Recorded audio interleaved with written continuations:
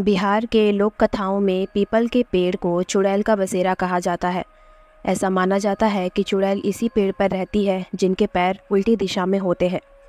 वहीं कुछ लोगों का कहना है कि पीपल के पेड़ में पूर्वजों की आत्मा का वास होता है। अब ये तो अपनी अपनी मान्यता है। हालांकि हमने भी औरतों को पीपल के पेड़ के नीचे दिया जलाते हुए देखा है, जिसके पीछे की मान्यता यही है कि पीपल के पेड़ में पूर्वजों की आत्मा का वास होता है और दिया जलाने से उनकी आत्मा को शांति मिलती है। अब बात करें अगर बिहार के लोक कथा में प्रचलित पीपल पेड़ और चुड़ैल की, तो आइए इसकी कहानी सुन लेते हैं। ये बात है बिहार के छोटे से गांव की। इस गांव के बाहरी सीमा पर एक बड़ा सा पीपल का पेड़ था। वहां से आने वाले लोग सुबह तो उसके आसपास आते जाते थे। कई बार गांव के बच्चे भी वहां खेलते थे, लेकिन रात के समय में लोगों को उस पीपल के पेड़ के आसपास से गुजरने में डर लगता था। इसकी वजह थी कि पीपल के पेड़ पर रहने वाली चुड़ैल।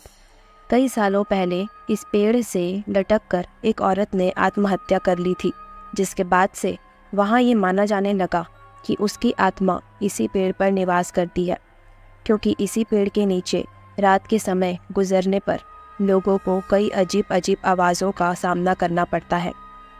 तब से लोग यही मानने लगे कि उस पेड़ में कुछ तो है जो सही नहीं है, और लोगों ने उसे चुड़ैल का बसेरा मान लिया। एक दिन की बात है, उस गांव में छोटा सा मेला लगा हुआ था। आसपास के गांव के लोग भी आए हुए थे।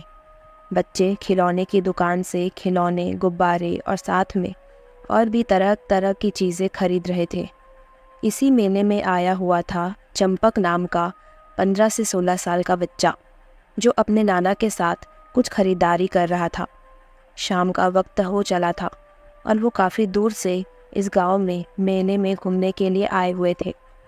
तब चंपक ने अपने नाना से कुछ मिठाई लेने को कहा, लेकिन उसके नाना ने कहा, क्या मिठाई? नहीं नहीं, शाम हो गई है, मिठाई लेके नहीं जाएंगे।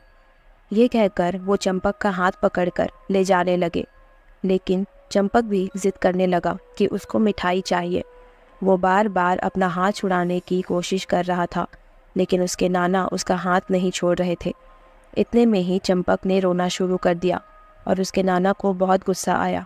उन्होंने गुस्से में कहा, अरे मिठाई के लिए प्राण देगा क्या? कुछ हो गया ना तो लेने के देने पड़ जाएंगे, चल घर। लेकिन चंपक नहीं माना और भागकर उस मिठाई वाले के पास चला गया। उसके नाना को समझ नहीं आया कि अब क्या किया जाए।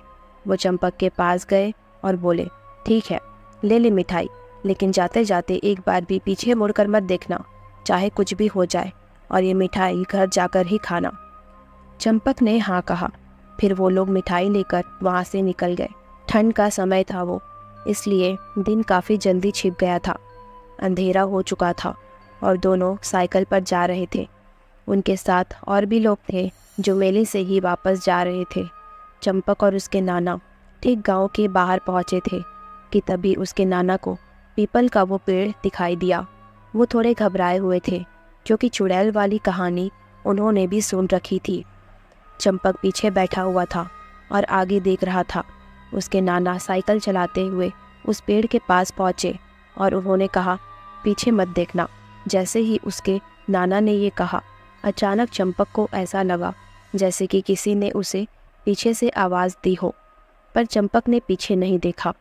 वो लोग पीपल पेड़ के सामने पहुँचे और तभी चंपक को वापस किसी की आवाज़ सुनाई दी, जिसे सुनकर वो डर गया और पीपल के पेड़ की तरफ देखने लगा। फिर जाते हुए अचानक उसे पीपल पेड़ के पीछे कोई बैठा हुआ नज़र आया और चंपक की नज़र उसी पर अटक गई। यानी वहाँ से आगे जाने के बाद भी चंपक पीछे मुड़कर उसे देखता रहा। तभी उसके नाना ने कहा, क्या हुआ, पीछे तो नहीं देख रहा तू? उनकी आवाज़ सुनकर चंपक सीधा बैठ गया और बोला, नहीं नहीं नाना। चंपक को पसीने आने लगे थे। वो लोग अपने गांव के पास पहुंच चुके थे और तब वो दोनों उस रास्ते में अकेले थे। आगे पीछे कोई आ जा नहीं रहा था, लेकिन चंपक को ऐसा लग रहा था कि पीछे कोई आ रहा है। वो बीच बीच में पीछे मुड़कर देख रहा था। उसे कोई दिखाई तो नहीं देता था, लेकिन ऐसा लग रहा था कि कोई तो पीछे है। घर पहुंचते ही चंपक घर के अंदर तुरंत भाग गया और उसके नाना हैरान हो गए। रात के खाने के समय चंपक ने मिठाई खाई और फिर सोने के लिए चला गया। उसके घर में उसके नाना नानी और माँ ही थी, उसके पिता नहीं थे।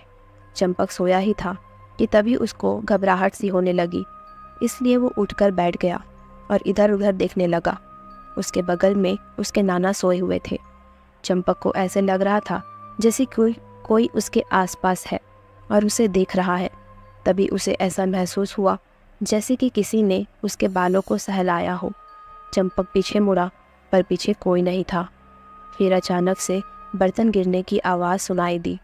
बाकी सब गहरी नींद में सोए हुए थे, इसलिए वो सब उठे नहीं।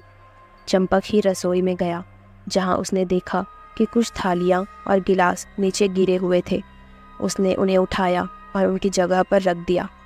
फिर वो वापस आ रहा था, पर उसे अभी भी ऐसा लग रहा था कि वो जहाँ भी जा रहा है उसके पीछे पीछे कोई तो है जो आ रहा है। बिस्तर के ठीक सामने एक आईना रखा हुआ था। जब चंपक उसके सामने आया और उसका ध्यान आईने पर गया तो उसे पीछे किसी की झलक दिखाई दी, जिसको देखकर उसके रोंगटे खड़े हो गए। चंपक आईने में ही देख रहा था।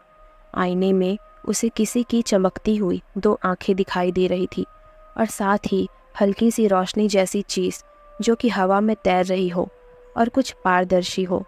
ऐसा लग रहा था जैसे लंबे बाल वाली औरत हवा में तैर रही है। ये देखकर चंपक के होश उड़ गए और वो ज़ोर ज़ोर से अपनी माँ का नाम लेकर चिल्लाने लगा।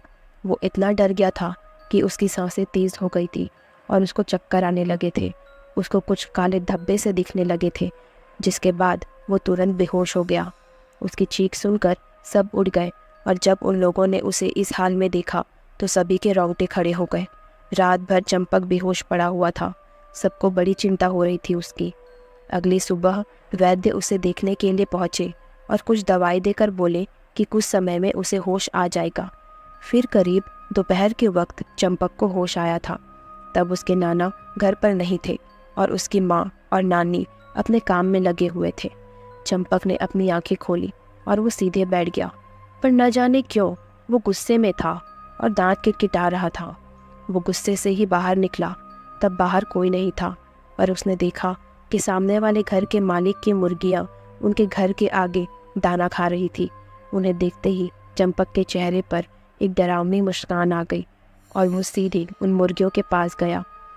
उसने एक ही झटके में एक मुर्गी को पकड़ लिया और पास में ही रखे हंसिए से मुर्गी को काट डाला। करीब 15-20 मिनट के बाद उसकी माँ जब बाहर आई तो ये देखकर उसकी चीख निकल गई कि चंपक ने वहाँ पर जितनी भी मुर्गियाँ थी उन्हें मार डाला था और उन्हें कच्चा ही खा रहा था। इसने कहा, ये क्या कर रहा है तू, पागल हो गया है क्या? उसका डरा हुआ चेहरा देखकर चंपक अचानक हंसने लगा, लेकिन आवाज़ उसकी नहीं थी बल्कि किसी और की थी और बहुत भयानक थी। ये देखकर उसकी माँ का दिल दहल गया।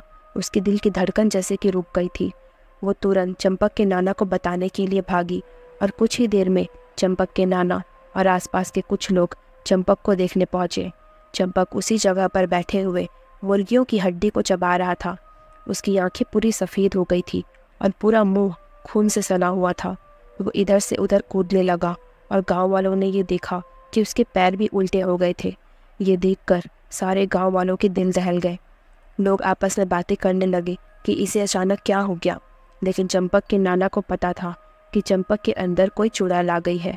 बड़े बुजुर्ग अक्सर कहा करते हैं कि रात के समय में कभी भी मीठा खाकर या फिर मीठा साथ लेकर नहीं निकलना चाहिए, और अगर निकलना पड़े तो कभी भी पीछे मुड़कर नहीं देखना चाहिए, वरना ऐसा कहा जाता है कि आसपास भटकने वाली चुड़ैल उससे आकर्षित होकर पीछे लग जाती है। ऐसा ही हुआ था चंपक के साथ। चंपक को ऐसे देखकर किसी की भी उसके पास जाने की हिम्मत नहीं हो रही थी, लेकिन एक आदमी भागकर कहीं गया और करीब 2 घंटे के अंदर वो एक पीर फकीर को लेकर आया जो शायद पास के गांव में रहता था या वहां आया हुआ था। तब तक सब लोग चंपक को ही देख रहे थे।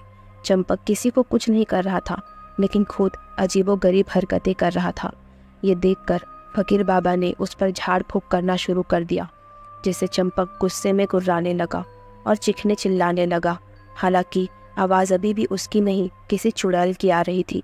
वो बेकाबू होकर हमला करने की कोशिश भी कर रहा था, पर फकीर बाबा उसे रोक रहे थे। इस तरह से कई घंटों तक ये सब चला था और आखिर में जब वो चुड़ैल फ़कीर के मंत्र को सहन नहीं कर पाई तो वो चंपक के शरीर से निकल गई। इस तरह चंपक को तो समय पर उसे छुटकारा मिल गया, लेकिन इसके बाद मानो चंपक का शरीर हर एक बुरी आत्मा के लिए खुली तिजोरी बन गया था, क्योंकि ऐसा कहते हैं कि एक बार कोई आत्मा किसी के शरीर में प्रवेश कर जाए तो वो इंसान बहुत आसानी से इधर उधर भटकने वाली आत्मा से पॉजेस्ड हो जाता है। चंपक भी आए दिन किसी न किसी रूह से पॉजेस्ड होने लगा था, जिससे उसकी हालत बिगड़ती जा रही थी। लेकिन उस पीर फकीर ने चंपक के लिए एक ताबीज़ बनाकर दिया और कहा कि इस ताबीज़ को कभी भी उसके गले से निकलना नहीं चाहिए, वरना कोई भी रूह आसपास हुई तो वो चंपक के शरीर पर कब्जा कर सकती है। तब से चंपक को वो ताबीज़ हमेशा अपने गले में पहने रहना पड़ा। इसलिए कभी कभी हमें अपने बड़े बुजुर्गों की बातों पर भी ध्यान देना चाहिए, ताकि चंपक के साथ जो हुआ वो कभी हमारे साथ ना हो। उम्मीद है कि आपको ये कहानी अच्छी लगी होगी। अगली कहानी सुनने के लिए हमारे चैनल को सब्सक्राइब कीजिए और कमेंट करके आप भी बता सकते हैं कि आपको किस टॉपिक पर कहानी सुननी है। हम आपके बताए टॉपिक पर भी कहानियाँ लाने की कोशिश करेंगे।